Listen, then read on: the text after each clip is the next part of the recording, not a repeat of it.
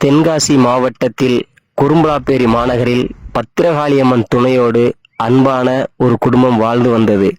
அந்த குடும்பத்தின் ஆற்றலுக்கு, சக்தியும், அன்புக்கும், அருளுக்கும், செல்வத்துக்கும் மாரியம்மனும், அந்த மக்களை காக்க சுடலை மாடனும், தன் மகிழ்ச்சியை கொண்டாட வெண்ணிமலை முருகனும், அவர்கள் பக்தியை வெளிப்படுத்துவதற்கு திருவண்ணாமலை என்று ஒற்றுமையோடு வாழ்ந்து வந்தனர். எத்தனை செல்வங்கள் இருந்தாலும் அந்த மக்களுக்கு மனதில் ஒரு நீங்காத கவலை இருந்தது. எல்லா செல்வங்கள் இருந்தாலும் நம் சாஸ்தா எங்கே இருக்கிறார் என்பது தெரியவில்லையே, அந்த சாஸ்தாவை நாம் எப்படி வணங்குவது என்ற கவலைதான் அது. எப்படியாவது நாம் சாஸ்தா இருக்கும் இடத்திற்கு சென்று சாஸ்தாவை வணங்கி வர வேண்டும் என்று அனைத்து மக்களும் விரும்பினர்.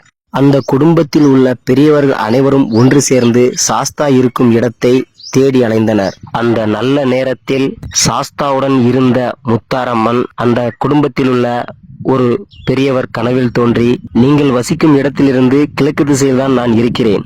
என்னை நீங்கள் காண வரும் வழியில் கழுதையும் கற்றாழையும் கடலும் உங்கள் கண்ணுக்கு தென்படும். அதன் அருகேதான் நான் இருக்கிறேன் என்று கூறி மறைந்தது.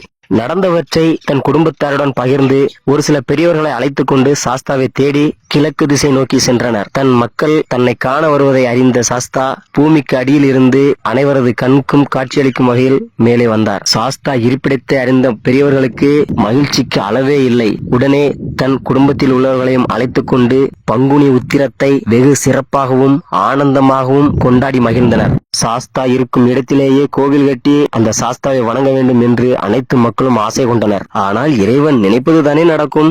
மக்கள் எவ்வளவு முயன்றும் அந்த இடத்தில் கோவில் கட்ட முடியவில்லை.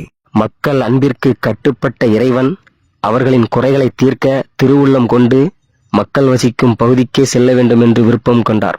தன்னை வணங்க வந்த பக்தர்களிடம், எனது உருவம் கங்கையில் இருக்கிறது, அந்த உருவத்தை நான் உங்களுக்கு தருகிறேன்.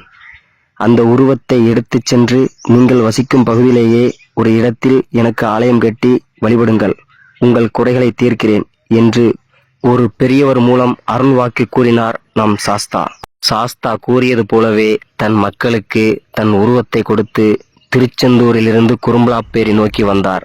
குறும்பலாப்பேரியிலே பத்திரகாளியம்மன் தலைமை அல்லவா, ஆதலால் தாயின் உத்தரவுக்காக சிறிது நாட்கள் எல்லையிலேயே தங்கி பத்திரகாளி அம்மனிடம் தன்னை நம்பி வரும் பக்தர்களை காக்கவும், குடும்பத்தையும் குலத்தையும் வளர வைக்கவும், செய்யும் தொழிலை மேன்மையடைய வைக்கவும், நோய் நொடியை நீக்கவும், செல்வமும் செழிப்பும் கொடுக்கவும், கெட்ட புத்தி உள்ளவர்களை தட்டி கேட்கவும், சகல பாவத்தையும் சாபத்தையும் நீக்கவும், குழந்தை வரம் அருளும் புண்ணியமும், வீடு பெயர் புகழ் கொடுக்கவும், ஆயுள் ஐஸ்வர்யம் கொடுக்கவும், திருமணம் நடத்தி வைக்கும் திவ்யமும், பேய் பிசாசு பில்லி சூனியத்தை அழிக்கவும், தர்மத்தையும் தான் வளர்க்க வேண்டும் என்று பல வரங்களை பெற்றுக்கொண்டு சோபக்கிருது வருடம் 1198 ஆண்டு வைகாசி மாதம் 10ஆம் நாள் 24/5/2023 புதன்கிழமை அன்று சுவாமி குலசை முத்தாரம்மனுடன் கருப்பசாமியுடன் கால்வாய்க்கரையில் ஸ்ரீ குலசேகர சாஸ்தா என்ற பெயரோடு